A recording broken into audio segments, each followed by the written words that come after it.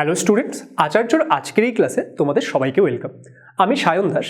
আজকে আমি তোমাদের জন্য ক্লাস 10-এর ভৌতবিজ্ঞানের চ্যাপ্টার 6-এর ক্লাস নাম্বার 17 নিয়ে এসেছি।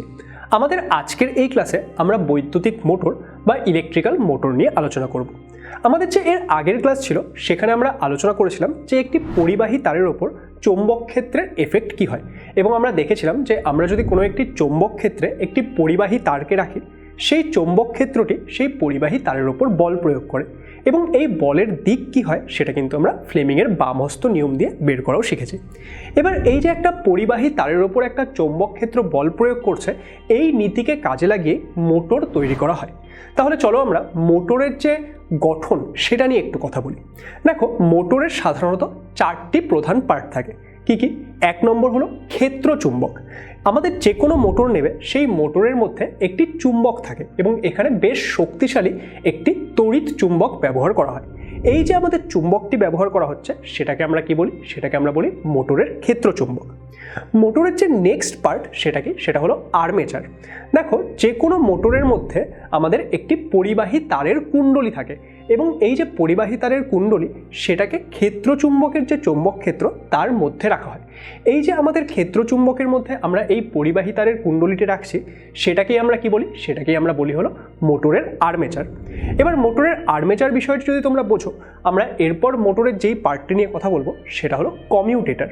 দেখো, কমিউটেটর কি? মোটরের মধ্যে আমাদের দুটো অর্ধ বলয়াকৃতি অংশ থাকে, এবং এই যে অর্ধ বলয়াকৃতি অংশগুলো সেগুলো আমাদের যে আর্মেচার রয়েছে, দেখো আর্মেচার কি? সেটা হলো একটি পরিবাহী তারের কুণ্ডলী। তাহলে সেই যে আমাদের কুণ্ডলী তার তো দুটো এন্ড থাকবে, সেই এন্ড দুটোর সঙ্গে আমাদের এই যে কমিউটেটর, সেই কমিউটেটরটি যুক্ত করা থাকে। এবার এই কমিউটেটর সেটা কেন মোটরের মধ্যে থাকছে? দেখো, আমরা যখন মোটরকে কাজে লাগাচ্ছি, মোটর কিসের ওপর কাজ করে? মোটর কাজ করে হচ্ছে ডিসি প্রবাহতে বা সমপ্রবাহতে মোটর কাজ করে। ডিসি প্রবাহ কি? যখন তড়িৎ প্রবাহের দিক সময়ের সাথে পাল্টায় না, সেটাকে আমরা বলি হচ্ছে সমপ্রবাহ বা ডিসি। এবার এই ডিসিতে কাজ করে হলো আমাদের মোটর। এবার এই মোটরের মধ্যে যদি আমরা কোনো কারণে এসি দিয়ে দিই, তাহলে সেই ক্ষেত্রে কিন্তু আমাদের যে এই মোটরটি সেটা কাজ করতে পারে না। এবার আমাদের কাছে যে তড়িৎ প্রবাহের সাপ্লাই আসে সেটা কি? সেটা কিন্তু এসি আসে। তাহলে সেই এসি থেকে ডিসিতে পরিবর্তিত করার জন্য বা এসি থেকে ডিসিতে কনভার্ট করার জন্য কিন্তু এই কমিউটেটরটি ব্যবহার করা হয়। তাহলে আমরা কমিউটেটর সম্পর্কে বুঝলাম। এরপর আমরা মোটরের যেই পার্টটি নিয়ে কথা বলবো সেটা হলো ব্রাশ। এবার এই ব্রাশ বিষয়টি কি? দেখো, ব্রাশ হলো কার্বনের যে প্রকৃতি রয়েছে, কার্বনের একটি রূপ গ্রাফাইট, সেই গ্রাফাইট দিয়ে তৈরি দুটো দণ্ড, এবং এই যে দণ্ড দুটো সেটা কোথায় যুক্ত থাকে? সেটা যুক্ত থাকে আমাদের কমিউটেটরের সাথে। এবার এই যে ব্রাশ দুটো রয়েছে সেটার মাধ্যমেই কিন্তু মোটরের মধ্যে তড়িৎ প্রবাহ পাঠানো হয়। তাহলে এটা হয়ে গেল একটি মোটরের গঠন। এবার একটি মোটর সেটা কাজ করে কিভাবে? দেখো, মোটরের মধ্যে যখন আমরা ব্রাশের মাধ্যমে তড়িৎ প্রবাহ পাঠাই, সেই তড়িৎ প্রবাহটি প্রথমে যায় এবং সেটা কমিউটেটরের মাধ্যমে কি হয়? এসি থেকে ডিসিতে পরিণত হয়। এবার যখন আর্মেচারের মধ্যে এই ডিসি প্রবাহটি যাচ্ছে, এবার তাহলে কি হচ্ছে? দেখো, আর্মেচারের মধ্যে দিয়ে একটি তড়িৎ প্রবাহ যাচ্ছে, এবং আর্মেচার কোথায় রয়েছে? আর্মেচার রয়েছে ক্ষেত্র চুম্বকের মাঝে। এবার ক্ষেত্র চুম্বকের মাঝে যখন আর্মেচারটি থাকছে, আর্মেচারের কি? আর্মেচারের যে কুণ্ডলী, তার যে তারগুলো তারা কি? তারা একে অপরের পাশাপাশি থাকছে। এবার এখানে কোনো একটা তারের মধ্যে দিয়ে যখন তড়িৎ প্রবাহ হচ্ছে, সেখানে এই ক্ষেত্র চুম্বকটির জন্য তার উপর কিন্তু একটি বল প্রযুক্ত হচ্ছে। এবার তাহলে আমাদের এই আর্মেচারের যে পরিবাহী তার, তার উপর একটা বল প্রযুক্ত হলো। এবার তার পাশে যে তারটি থাকছে তার উপরেও একটি বল প্রযুক্ত হবে, এবং এই যে বলের দিকগুলো সেগুলো যদি আমরা ফ্লেমিংয়ের বামহস্ত নিয়ম প্রয়োগ করে বের করি, দেখা যাবে যে এই বলের যে দিকগুলো সেগুলো বিপরীত দিকে হচ্ছে, এবং বিপরীত দিকে এই যে বল হচ্ছে তার জন্য কি? তার জন্য এই আর্মেচারের মধ্যে একটি ঘূর্ণন প্রবণতা সৃষ্টি হবে, এবং এই আর্মেচারটি ঘুরতে শুরু করবে। তাহলে এই যে আর্মেচারটি ঘুরছে তখনই কিন্তু মোটর কাজ করছে। তাহলে মোটরের যে কার্যপ্রণালী সেটা আশা করছি তোমরা বুঝতে পারলে।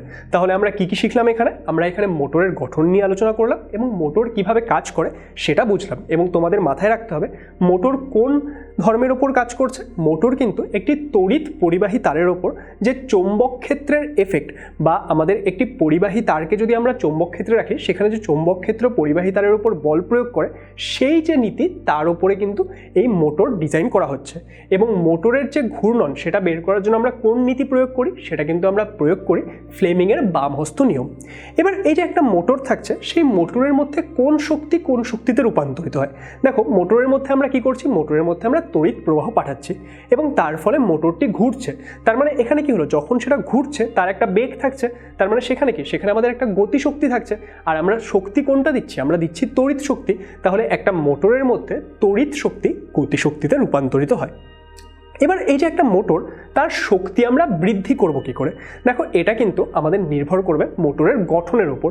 আমরা কি বলেছিলাম, মোটরের গঠনের সময় আমরা ক্ষেত্র চুম্বকের কথা বলেছিলাম, তাই তো।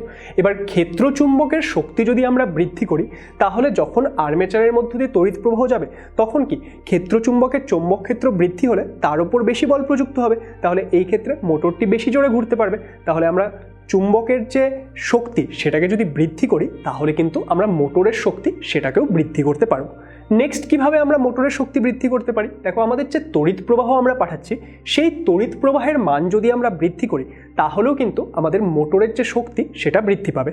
আরও একটি উপায়ে আমরা মোটরের শক্তি বৃদ্ধি করতে পারি, সেটা কি, সেটা হচ্ছে আর্মেচারের মধ্যে যে পাক সংখ্যা রয়েছে, আর্মেচারের মধ্যে আমরা কি করছি, পরিবাহী তারগুলোকে পাকিয়ে দিচ্ছি। তাহলে এই ক্ষেত্রে আমরা যদি পাক সংখ্যা বৃদ্ধি করি, আর্মেচারের মধ্যে যে পরিবাহী তারের পাক সংখ্যা সেটা বৃদ্ধি করলেও কিন্তু মোটরের যে শক্তি সেটা বৃদ্ধি করা যাবে। একই রকমভাবে এগুলোর মান যদি আমরা হ্রাস করি, তাহলে কি হবে, তাহলে মোটরের যে শক্তি সেটা হ্রাস পাবে। তাহলে আমাদের আজকের এই ক্লাসে আমরা আলোচনা করলাম বৈদ্যুতিক মোটর নিয়ে, এবং এখানে আমরা বৈদ্যুতিক মোটর সংক্রান্ত যে বিভিন্ন বিষয়গুলো সেগুলো আলোচনা করলাম। আশা করছি আজকের এই ক্লাস থেকে তোমরা পুরো বিষয়টি বুঝতে পেরেছো। তোমাদের সঙ্গে দেখা হবে আচার্যর পরবর্তী ক্লাসে। ততক্ষণ অবধি পড়তে থাকো, জানতে থাকো।